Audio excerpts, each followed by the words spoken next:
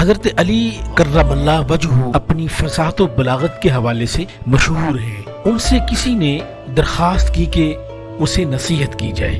آپ نے اس سے کچھ ایسی گفتگو فرمائی جس سے لوگوں کے دوہرے کردار اور معیارات واضح ہوتے ہیں۔ انسان کا ایک چہرہ وہ ہوتا ہے جو لوگوں کے سامنے ہوتا ہے، اور ایک چہرہ وہ ہوتا ہے جو حقیقی چہرہ ہوتا ہے۔ حضرت علی کرم اللہ وجہہ نے اس نصیحت میں کچھ باتوں کو اس انداز سے کھول کر بیان کیا ہے کہ بالکل حقیقت واضح ہو جاتی ہے۔ آپ نے اس شخص سے فرمایا کہ تمہیں ان لوگوں میں سے نہیں ہونا چاہیے جو عمل کے بغیر حسن انجام کی امید رکھتے ہیں اور امیدیں بڑھا کر توبہ کو تاخیر میں ڈال دیتے ہیں، جو دنیا کے بارے میں زاہدوں کی سی باتیں کرتے ہیں مگر ان کے اعمال دنیا طلبوں کے سے ہوتے ہیں۔ اگر دنیا انہیں ملے تو سائر نہیں ہوتے، اور اگر نہ ملے تو قناعت نہیں کرتے۔ جو انہیں ملا ہے اس پر شکر سے قاصر رہتے ہیں، اور جو نہیں ملا اس کے اضافہ کے خواہش مند رہتے ہیں۔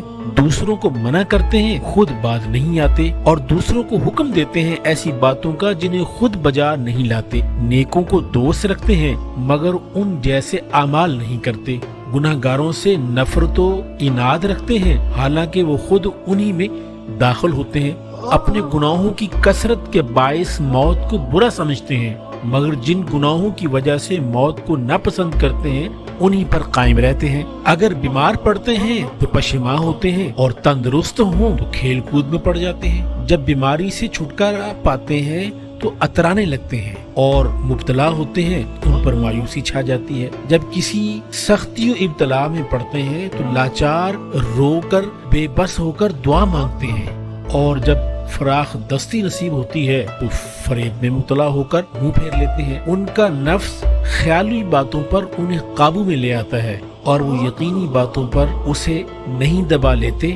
دوسرے کے لیے ان کے گناہ سے زیادہ خطرہ محسوس کرتے ہیں، اور اپنے لیے اپنے اعمال سے زیادہ جزا کی توقع رکھتے ہیں۔ اگر مالدار ہوتے ہیں تو اترانے لگتے ہیں اور فتنہ و گمراہی میں پڑ جاتے ہیں، اور اگر فقیر ہو جائیں تو نا امید ہو جاتے ہیں اور سستی کرنے لگتے ہیں، اور جب مانگنے پر آتے ہیں تو اصرار میں حد سے بڑھ جاتے ہیں۔ اگر ان پر خواہش نفسانی کا غلبہ ہوتا ہے تو گناہ کو جلد سے جلد کرتے ہیں اور توبہ کو التوا میں ڈالتے رہتے ہیں۔ اگر ان کو مصیبت لاحق ہو جائے تو مسلمانوں کے خصوصی امتیازات سے الگ ہو جاتے ہیں، عبرت کے واقعات بیان کرتے ہیں مگر خود عبرت حاصل نہیں کرتے، اور واعظ و نصیحت میں زور باندھتے ہیں مگر خود اس نصیحت کا اثر قبول نہیں کرتے۔ چنانچہ وہ باتیں کرنے میں تو اونچے رہتے ہیں مگر عمل کرنے میں کم سے کم ہی رہتے ہیں۔ فانی چیزوں میں نفسی کرتے ہیں اور باقی رہنے والی چیزوں میں سہل انگاری سے کام لیتے ہیں۔ نفع کو نقصان اور نقصان کو نفع خیال کرتے ہیں۔ موت سے ڈرتے ہیں مگر فرصت کا موقع نکل جانے سے پہلے اعمال میں جلدی نہیں کرتے۔ دوسروں کے ایسے گناہ کو بڑا سمجھتے ہیں جس سے بڑے گناہ کو خود اپنے لیے چھوٹا خیال کرتے ہیں، اور اپنی ایسی اطاعت کو زیادہ سمجھتے ہیں جسے دوسرے سے کم سمجھتے ہیں۔ لہٰذا وہ لوگوں پر معترض ہوتے ہیں اور اپنے نفس کی چکنی چپڑی باتوں سے تعریف کرتے ہیں۔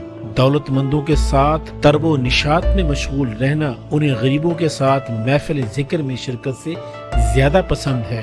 اپنے حق میں دوسروں کے خلاف حکم لگاتے ہیں لیکن یہ کبھی نہیں کرتے کہ دوسروں کے حق میں اپنے خلاف حکم لگائیں۔ اوروں کو ہدایت کرتے ہیں اور خود کو گمراہی کی راہ پر لگاتے ہیں۔ وہ اطاعت لیتے ہیں اور خود نافرمانی کرتے ہیں۔ اپنا حق پورا وصول کرتے ہیں مگر دوسروں کا حق ادا نہیں کرتے۔ وہ اپنے پروردگار کو نظر انداز کر کے مخلوق سے خوف کھاتے ہیں اور مخلوق کے بارے میں پروردگار سے بالکل بھی نہیں ڈرتے۔ یہ ان لوگوں کا اس پند و نصیحت میں حضرت علی کرم اللہ وجہہ نے انسان کے اس دوہرے کردار اور معیار کو موضوع بحث بنایا ہے کہ جو کہتا کچھ ہے کرتا کچھ ہے، جسے قرآن نے یہ کہا ہے لما تقولون ما لا تفعلون، کہ جو تم کہتے ہو وہ تم کرتے کیوں نہیں۔